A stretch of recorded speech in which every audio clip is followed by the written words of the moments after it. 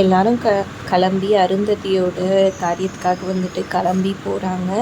அப்படி போகும்போது வந்துட்டு நம்மளோட இவங்கள விட்டு போயிடுறாங்க.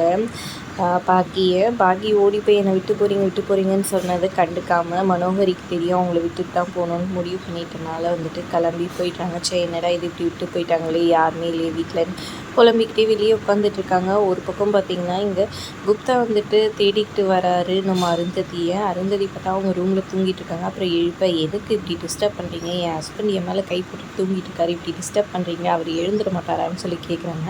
பார்த்தா பக்கத்தில் வந்துட்டு அமரேந்திர காணோம். எங்கே போனார் அவர்?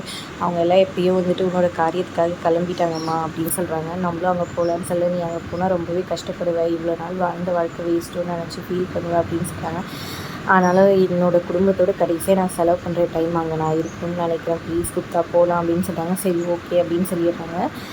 இங்கே ரொம்ப நேரமாக வெயிட் பண்ணிகிட்ருக்காங்க. பாக்கிக்கு ஃபோன் பண்ணி, அதாவது அந்த ஆர்ஜிக்கு வந்துட்டு கால் பண்ணி நம்ம பேசலாம் வர சொல்லலான்னு சொல்லிட்டு அமரேந்தர் கால் பண்ணுறாரு.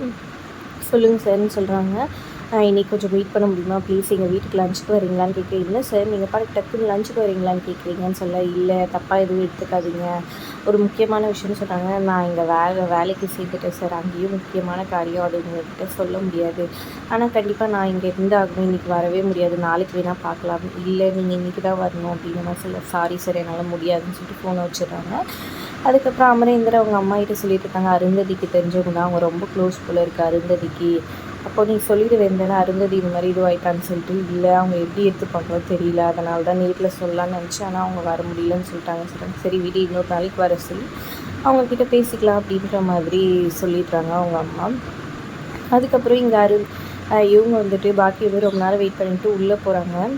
இவ்வளோ பெரிய வீட்டில் நம்ம வந்து தனியாக இருக்கிற மாதிரி ஆயிடுச்சே, விட்டாங்களேன்னு புலம்பிகிட்டே இருக்காங்க. அப்போ கரெக்டாக மேலே வந்து குப்தாவோட நம்ம இவங்க வராங்க அருந்ததி. கரெக்டாக இவங்க கண்ணுக்கு தெரிஞ்சதுனால, ஐயோ நீங்கள் எப்படி மேலேருந்து வரீங்க, நீங்கள் பக்கத்து வீட்டுக்காரங்க தானே அப்படின்னு சொல்லி கேட்க, அப்படியே திரும்பி முழிக்கிறாங்க. குப்தா கிட்ட ஹெல்ப்பு கேட்குறாங்க. எனக்கு தெரியாதுப்பா, நீ ஏறுனா சொல்லிக்கோ அப்படின்னு அவர் ஒரு பக்கம் சொல்லிட்டாரு.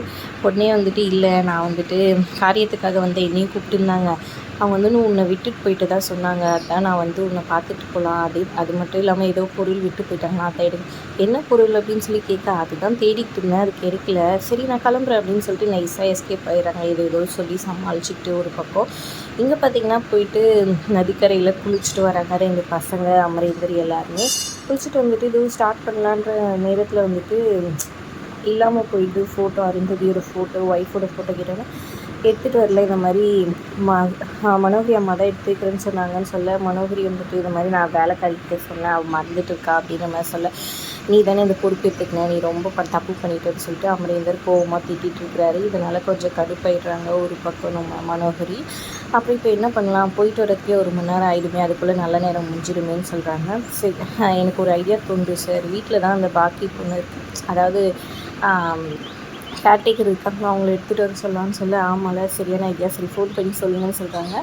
கரெக்டாக இங்கே மேலே போகலான்னு சொல்லிட்டு பாக்கி மேலே போகிறாங்க. அப்போ கரெக்டாக ஃபோன் வந்து ராத்துக்கிட்டேருந்து என்ன நடக்க போகுது, இறந்தவங்க தான் வந்துட்டு நம்ம கண்ணுக்கு தெரியுறாங்கன்றதை பாக்கி கண்டுபிடிப்பாங்களா என்ன ஏதுன்றதை பொறுத்திருந்து பார்க்கலாம். வீடியோ பிடிச்சிருந்தா லைக் பண்ணிக்கோங்க.